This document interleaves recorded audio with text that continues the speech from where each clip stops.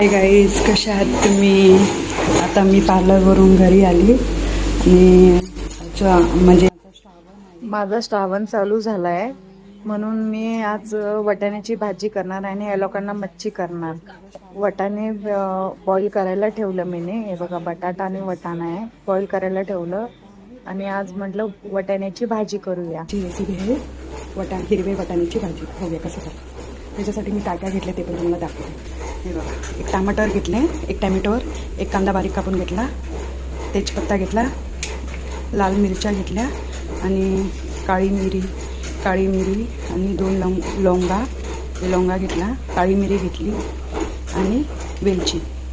हे सगळं मी थोडंसं भाजून घेणार. भाजून घेतल्यानंतर मी वाटप करणार. पुढचं बघूया प्रोसिजर. चला, त्याच्यासाठी मी एक कढई घेतली. ही कढई वॉश करून घेतली.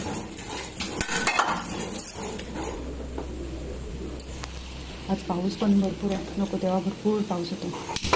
पेटवला, कढई ठेवला. कढईला थोडं गरम करून घ्या.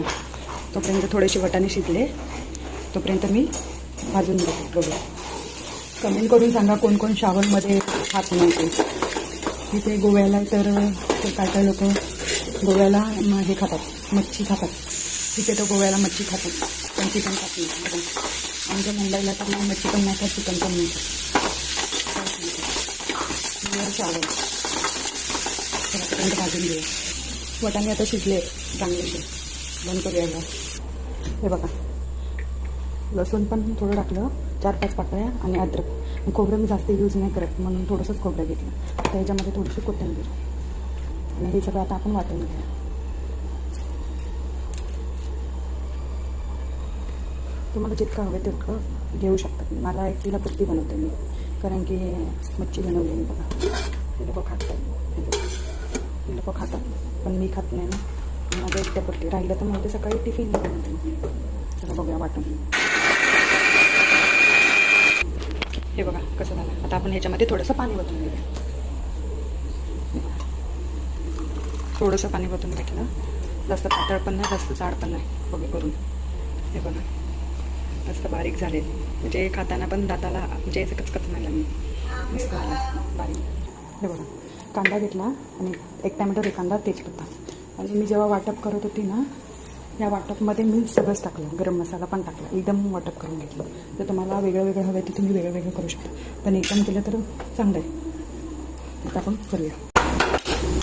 बघा, मी थोडंसं तेल वापरलं, मी जास्त तेल यूज नाही करत. आता कांदा भाजून घेऊ. आमच्या मुंबईमध्ये नाही श्रावण पाळतात, काय काय लोक पाळतात, काय काय लोक नाही पाळतात.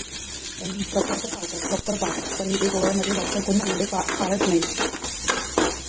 ती लोक चिकन नाही खात, पण नक्की खातात. मी सगळ्या नाही पाळली 1 वर्ष, पण आता आमच्या घरी गणपती बसतो ना, म्हणून पाळते. टॅमॅटो टाकला, कांदा जरा भाजून घेतला. हे बघा, कांदा भाजला, टॅमॅटो भाजला आणि वाटत टाकला. ते बघा कसं झालं. थोडंसं पाणी टाकलं, जास्त पातळ पण नाही, जास्त जाड पण नाही, फक्त बीट पण नाही. चवीपुरती मीठ टाकायचं. बघा कसा कलर आला. आता चांगलं भाजून घ्यायचं. चांगलं बॉईल झाल्यानंतर मग हे वाटाणे टाकायचे त्याच्यामध्ये.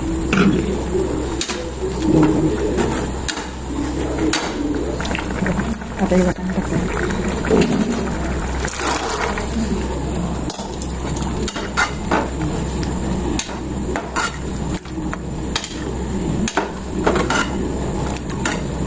चांगलं उकळून झाल्यानंतर मग हे बटाटे त्याच्यात टाकायचे.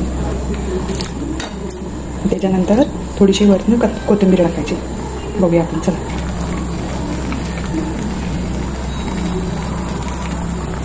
कोथिंबीर टाकली. मग हे बटाटे कसे सोडायचे. जास्त वेळ बटाटे आवड नको व्हायला म्हणून जास्त टाकायचं. टाकली तोपर्यंत 2-3 मिनिटांनंतर मग गॅस बंद. बघूया आपण. चला गाईच, कशी झाली आजची रेसिपी. तर तुम्हाला आवडली तर मला लाईक करा आणि कमेंट करा चांगलं चांगलं. बघूया आपण नंतर.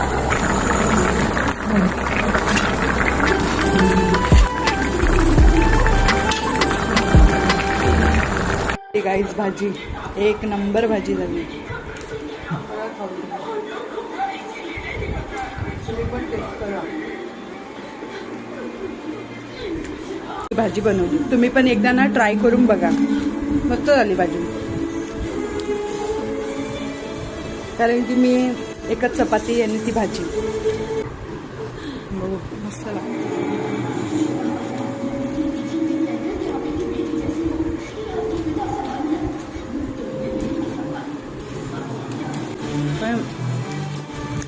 टीव्ही चालू आहे ना, त्यामुळे तुम्हाला आवाज येत असेल.